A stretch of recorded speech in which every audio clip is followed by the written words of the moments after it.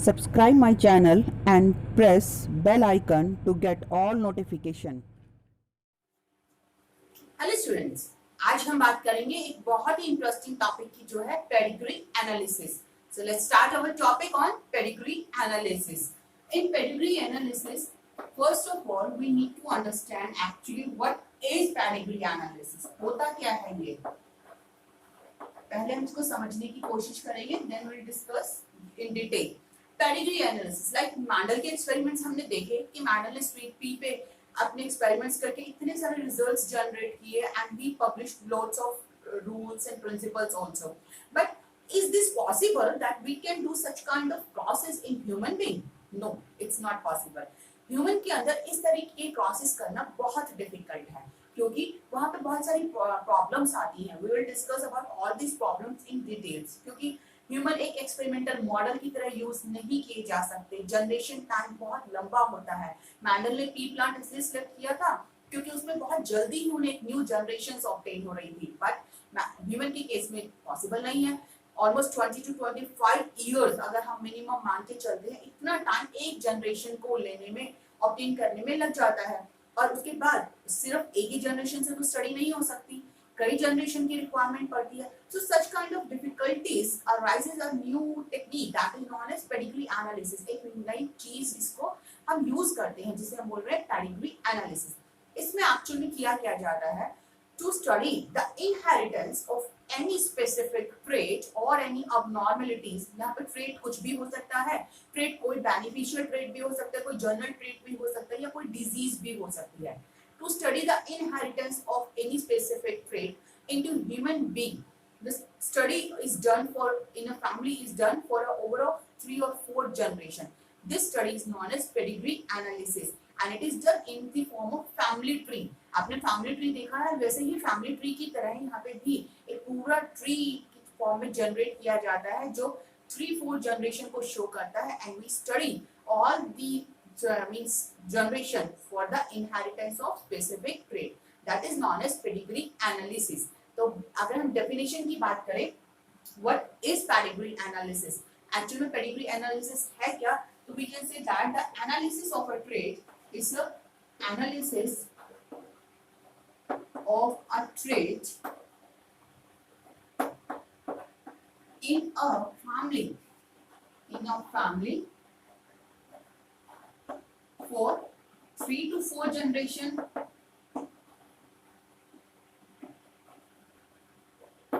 is called pedigree analysis. is called pedigree analysis. तो वही चीज है जो अभी मैंने आपको बताई कि किसी भी स्पेसिफिक ट्रेट का अगर आप स्टडी कर रहे हैं किसी भी फैमिली में 3-4 जनरेशन तक के लिए, तो उसे हम कहेंगे pedigree analysis. Like you know that some diseases like hemophilia. अब हीमोफीलिया एक डिजीज है. सपोज एक फैमिली के अंदर कुछ हीमोफीलिक हैं, अगर वो पता लगाना चाहते हैं कि in the next generation is that any possibility for the transmission of this disease or how much the possibility is this, कितनी पॉसिबिलिटी है, किन किन ऑफस्प्रिंग में हीमोफीलिया हो सकता है. तो इस चीज को जो जेनेटिक काउंसलर है वो स्टडी कर सकते हैं by studying the pedigree analysis. वो उनकी जनरेशन जो प्रीवियस जनरेशन है वहां से स्टडी करते हुए ये बता सकते हैं कि in the next generation how many offsprings get affected by this particular disease. Haemophilia जैसे कि ब्रिटिश फैमिली की एक डिजीज रिलेटेड डिजीज है, रॉयल डिजीज भी बोलते हैं. तो क्वीन विक्टोरिया की फैमिली का भी एक पेडिग्री एनालिसिस देखा गया है जिसमें ये पता चलता है कि उनकी फैमिली में कैसे ये डिजीज ट्रैवल कर रही है, कैसे इनहेरिट हो रही है उनकी फैमिली में generation over generation. So we will discuss about this pedigree in more detail. Let's discuss some problems related with the human being. Why this pedigree is used into the human being. कौन सी problems है जिनकी वजह से हमें जो pedigree analysis है वो human में करना पड़ता है. First thing that is the same that the generation time is very long. In the case of human being, we can't get one generation in a few or some months और year में नहीं मिल सकता. यहाँ पे एक generation को obtain करने में 20 तो बहुत मिनिमम है, 20 से लेके 25 इयर्स तक का टाइम लग सकता है.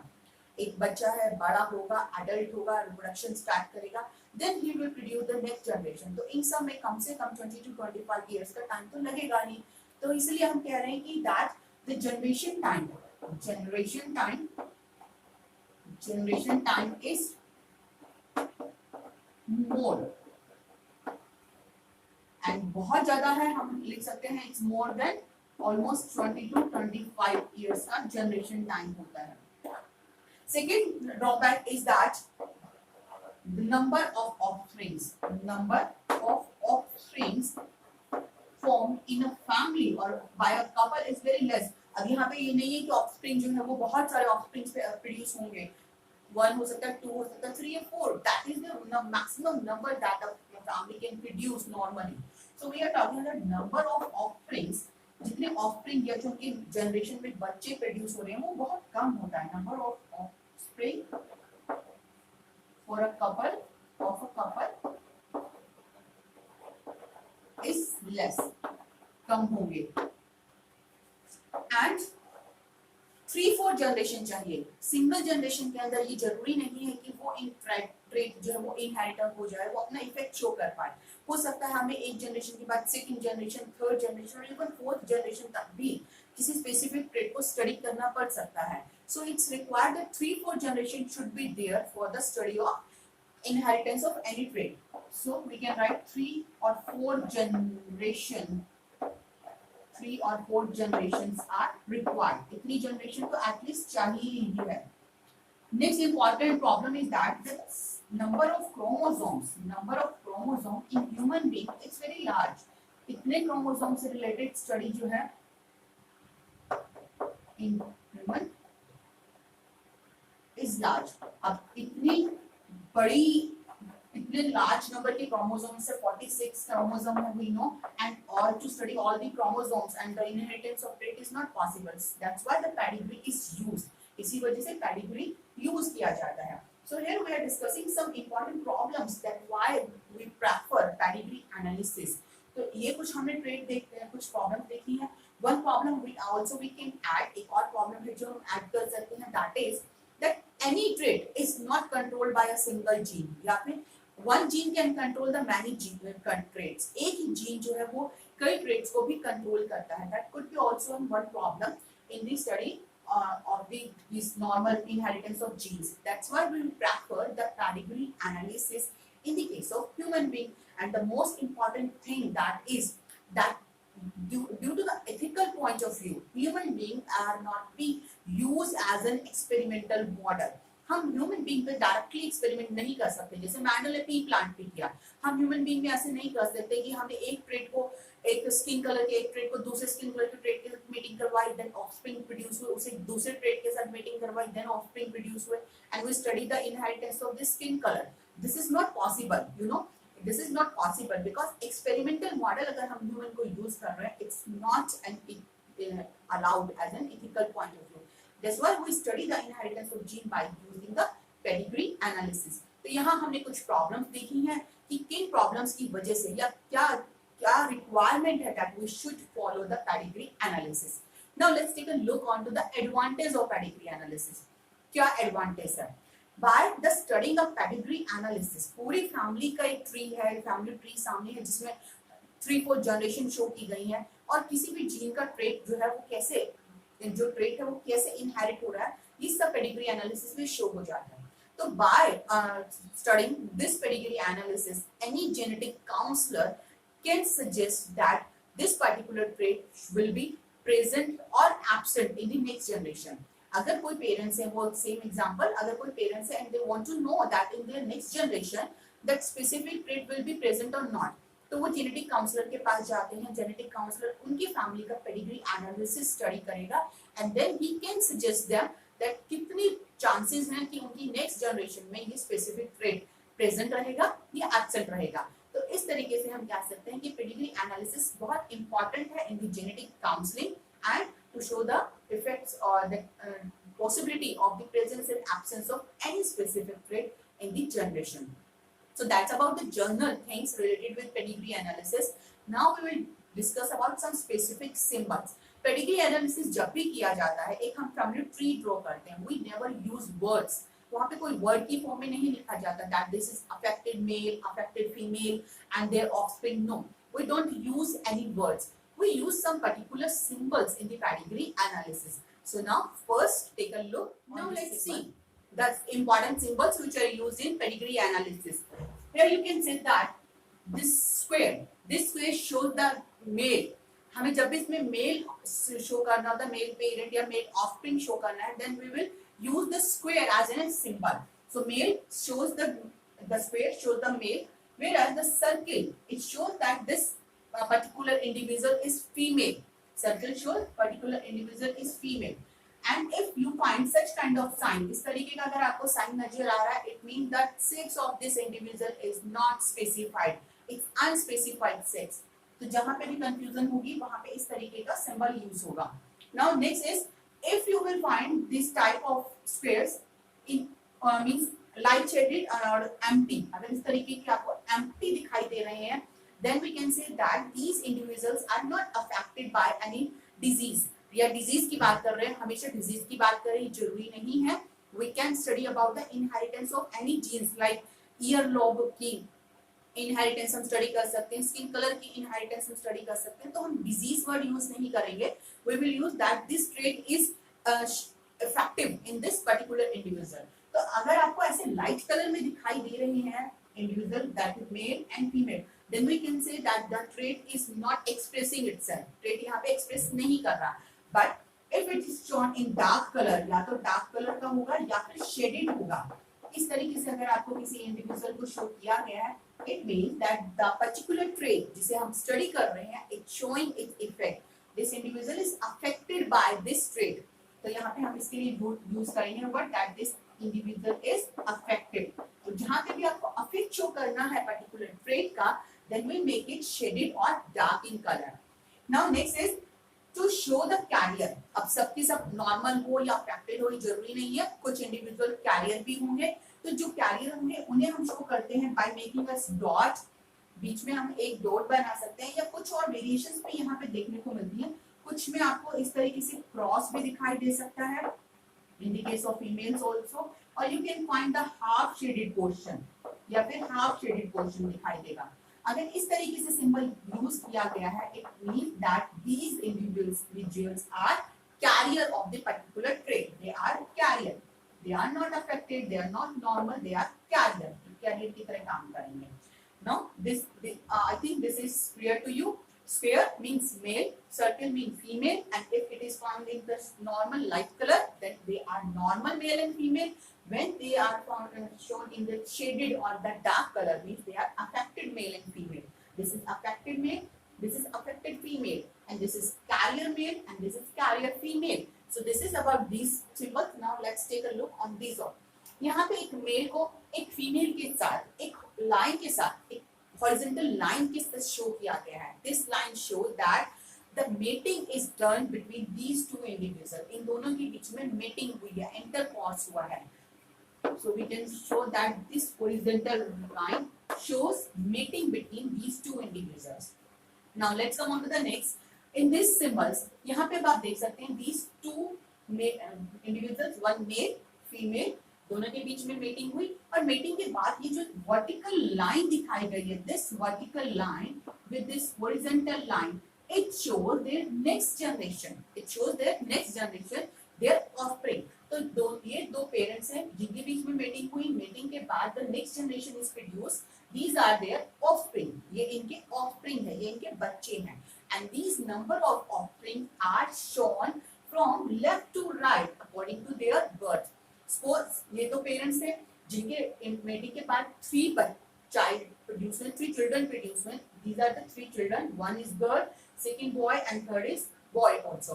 तो यहाँ पे हम इनको बर्थ के अकॉर्डिंग सीक्वेंस में शो करते हैं. अगर हम कहें इन पेरेंट्स की फर्स्ट जो चाइल्ड है वो एक गर्ल है, तो यहाँ पे हमने फर्स्ट नंबर पे गर्ल बनाई है. That circle show that their first child is girl, but second child is boy and third child is also boy. तो इस सीक्वेंस में from left to right we show the number of their offspring. Now this is another symbol in which we drawn two lines, two horizontal lines. It shows that these two individuals, they here the intercourse is done between two relative individuals. यहाँ पे relatives के बीच में cross हुआ है, यानी कि cousins के बीच में हुआ है. इस तरीके की क्रॉस को हम यहाँ पे दिखाते हैं. तो ये है relative.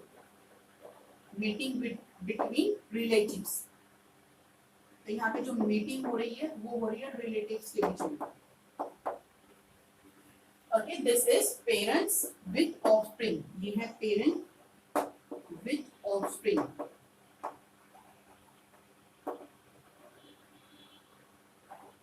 From left to right. So I hope these symbols are very clear to you. अब अच्छे से आप समझ सकते हैं। अब जब हम next पेडिग्री करेंगे, then you will understand it in much better way. Okay, let's think one more thing here, that numbers are given here. यहाँ पे number दिए जाते हैं इन्हें, like this is first child, second child, and this is the third child. So we will mention it by the numbers, and the generations are shown by the Roman numerals. Generation को हम Roman numeral से show करते हैं। This is the first generation, parental generation. This one is the second generation, ये offsprings produce हो रहे हैं, means it's a second generation, तो इसे हम सेकंड से शो करेंगे। So this is the way by which we use different type of symbols in pedigree analysis. Now you know that the traits, जो भी ट्रेट हम स्टडी कर रहे हैं या जो भी हम डिजीज के बारे में स्टडी कर रहे हैं, वो दो तरीके की हो सकती है। जेनेटिक स्टडी जब भी हम कर रहे हैं किसी भी ट्रेट का, तो वो दो तरीके का हो सकता है। It could be autosomal related or it could be sex chromosome related, दोनों तरीके के ट्रेट्स हो सकते हैं। अगर हम ऑटोसोम रिलेटेड ट्रेट की बात करें, द ऑटोसोमल ट्रेट भी फर्दर टू टाइप्स के हो सकते हैं। दे कुड बी रिसेसिव और they could be dominant. Autosome trait recessive form में भी अपने आप को एक्सप्रेस कर सकते हैं और they can be express themselves by dominant form also. Similarly अगर हम सेक्स क्रोमोसोम्स की बात करते हैं, जो सेक्स लिंक्ड ट्रेट्स होते हैं, जो सेक्स लिंक्ड ट्रेट्स हैं, वो भी दो तरीके के हो सकते हैं।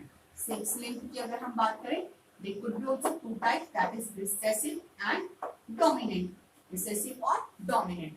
तो अब हम बात करते हैं इन्हीं बेसिस पे डिफरेंट टाइप की पेडिग्री। हमें पेडिग्री में ये देखना पड़ता है कि is that this trait is autosomal recessive और ऑटोसोमल डोमिनेंट, और it is sex dominant, sex linked dominant और सेक्स लिंक्ड रिसेसिव। तो पहले तो हमें ये देखना पड़ेगा कि किस तरीके का इनहेरिटेंस है, ऑटोसोमल रिसेसिव है या ऑटोसोमल डोमिनेंट है, सेक्स क्रोमोसोम रिलेटेड डोमिनेंट है या सेक्स लिंक्ड रिसेसिव है। ये सब स्टडी करने के बाद then we have to find out that how the particular trait is inherited in a particular family. Now let's try to study the pedigree by taking this example. हमारे सामने ये एक एग्जांपल है जिसमें हमने जनरेशन शो किया। This is the parent generation, first generation, then second generation and this one is the third generation. तो तीन जनरेशन तक की एक पेडिग्री है एक फैमिली की।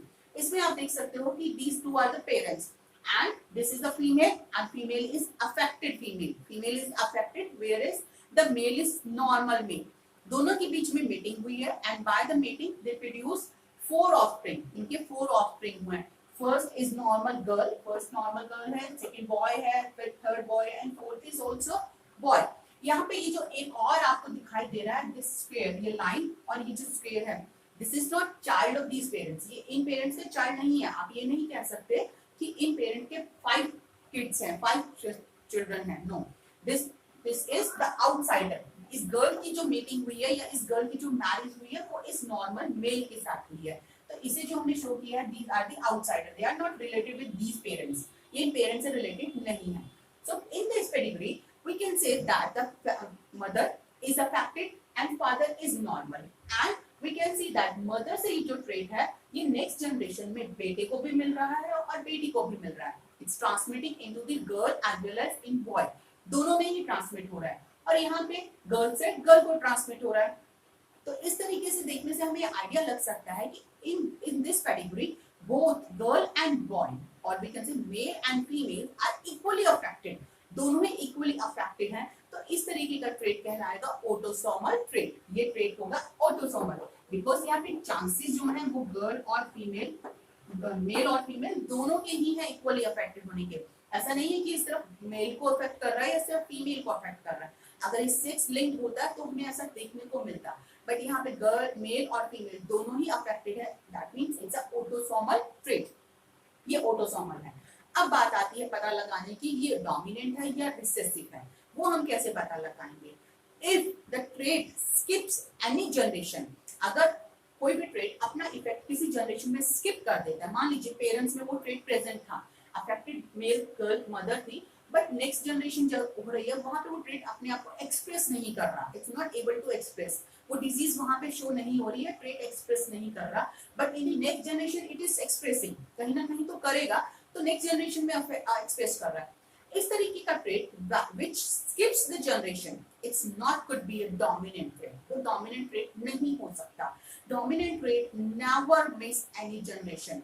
जब भी कोई डोमिनेंट ट्रेट होगा तो डोमिनेंस की क्या बात है, लाइक हमने देखा हुआ कि टी टी अगर हेट्रोजाइगस कंडीशन भी आ जाती है, मींस डोमिनेंट एलील एक भी अगर आ जाता है तो वो अपने आप को इफेक्ट करेगा, अपने आप को शो करेगा। तो in the dominant generation we can say that it never skips any generation. तो हम यहाँ पे देख सकते हैं कि फर्स्ट जनरेशन में भी इफेक्ट शो हो रहा है, सेकंड जनरेशन में भी शो हो रहा है, थर्ड जनरेशन में भी शो हो रहा है, means this pedigree is autosomal dominant. ये क्या है, this is autosomal dominant.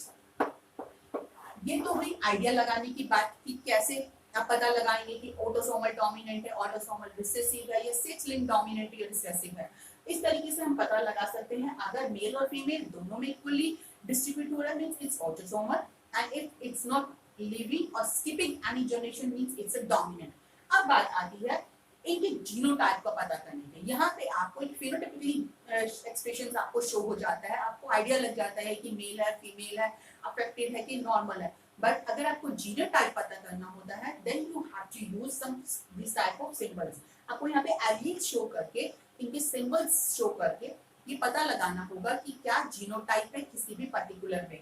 You have to given any individual, suppose आपको ये दे दिया गया है this one, if this one is given to you and the question could be asked that tell the genotype of this individual, इस individual का genotype आपको बताना होगा। then you have to find out by these possibilities, like here we have written that this, we can say that this is autosomal dominant, autosomal dominant है, it's normal means यहाँ पे recessive condition है, mail में recessive है, but mother is dominant, autosomal heterozygous dominant है, one is dominant allele, another is recessive allele। तो ये तो हो गया पेरेंट्स का जीनोटाइप। पेरेंट्स के जीनोटाइप के बाद जो ऑफस्प्रिंग्स में जीनोटाइप मिल रहे हैं वो हमें ये जीनोटाइप मिल रहे हैं। Clear, these are the genotype of their offsprings। now if we have to find the genotype of this individual, हमें अगर इसका जीनोटाइप पता करना है, that is the first thing that we know that it's a suppose इसका भी करना हो, यहाँ पे हमें इसका भी नहीं पता। फर्स्ट तो यहाँ पे देख सकते हैं these two individuals they are normal, यहाँ पे कोई भी ट्रेट शो नहीं हो रहा, means they are normal, and whether it is autosomal dominant disorder, so we can say that they are recessive in trait। यहाँ पे कोई भी डोमिनेंट नहीं होगा, ना तो होमोजाइगस कंडीशन में और ना ही हेटेरोजाइगस कंडीशन में। चाहे होमोजाइगस हो या हेटेरोजाइगस भी अगर होगा तो भी एक्सप्रेशन शो होगा, तो भी हम उसे अफेक्टेड ही कहेंगे। In the heterozygous condition also it could be considered as affected. These two are normals, so we can say that their genotype is recessive genotype, they are recessive in nature। so जहाँ पे भी आपको mention नहीं होगा you can easily find out the genotype of any individual। so this is autosomal dominant, where we can say that autosomal has equal frequency in the male and female affected, equal frequency के साथ male और female affect होते हैं। second thing, in the case of autosomal dominant we can say that it never skips any generation, कोई generation यहाँ पे miss नहीं होगी। this disease can be transmitted from mother to boy and girl, mother से boy और girl को transmit हो सकती है, father से भी boy और girl को transmit हो सकती है। mother से boy और girl को transmit होगी equally, and girl से girl को transmit हो रही है, यहाँ पे boy को भी हो सकती है। so these are the some possibilities in the autosomal dominant। now let's take one more example। this is another example of pedigree। in this pedigree we can see that the father is affected and this father is transmitting this disease to their daughter। father से transmit हो रही है daughter को, so we can say that father से transmit हो रही है daughter को, and daughter are distributing this disease to their son also। daughter से transmit हो रही है son को। तो इस तरीके की diseases जहाँ पे हम देख सकते हैं कि that trait is transmitting from one male to his daughter, father से daughter में transmit हो रहा है, and from daughter it is transmitting to their son। this is sex linked, this is sex linked, this sex linked disorder है, क्योंकि in most of the cases the effect is showing in a female में show हो रहा है and it's a sex link because female में show हो रहा है and यहाँ पे फादर से डॉटर में और डॉटर से सन में ट्रांसमिट हो रही है means it's a sex link dominant trait it's a sex link dominant trait कोई भी जनरेशन यहाँ स्किप नहीं हो रही कोई जनरेशन स्किप नहीं हो रही पॉसिबिलिटी हमें ज्यादा फीमेल्स की नजर आ रही है तो इन कुछ कैरेक्टर्स को आप देखते हुए ये पता लगा सकते हैं कि that this trait is sex link और ऑटोसोमल ऑटोसोमल नहीं होगा मेल की फ्रीक्वेंसी बहुत कम है फीमेल की फ्रीक्वेंसी ज्यादा है means it's a sex link not any generation is skip कोई भी जनरेशन में ट्रेट स्किप नहीं हो रहा means it's a dominant trait so we can say that this pedigree is example of sex linked dominant ये sex linked dominant pedigree है and यहाँ पे जो अफेक्टेड पेरेंट्स हैं जो अफेक्टेड इंडिविजुअल है उस अफेक्टेड इंडिविजुअल का एक पेरेंट तो अफेक्टेड होना ही चाहिए लाइक यहाँ पे हम देख सकते हैं these girls are affected because their father is affected father affected थे तभी तो गर्ल्स में वो ट्रेट पहुंचा यहाँ पे फादर के एक्स क्रोमोसोम पे इफेक्ट था वो एक्स क्रोमोसोम फादर ने किसको दिया अपनी डॉटर को दिया जैसे वो अफेक्टेड एक्स क्रोमोसोम गर्ल्स में जाएगा they will show the effect ये इफेक्ट शो करेगा यहाँ पे जाके नेक्स्ट थिंग और यहाँ पे मदर कैरियर हो सकती है mother could be carrier also to create the dominance यहाँ पे इस तरीके से हम देख सकते हैं that father do not transmit this X chromosome to their son father जो है सॉरी यहाँ पे ये है सन को एक्स क्रोमोसोम ट्रांसमिट नहीं कर रहा तो इस केस में हम कह सकते हैं कि this disease is not transmitting to their son को ट्रांसमिट नहीं होगी because it's X link and specially it's a सिर्फ एक्स क्रोमोसोम लिंक्ड डिजीज होगी तो सन में ट्रांसमिट नहीं होगी फादर से because father is only giving his Y chromosome to his sun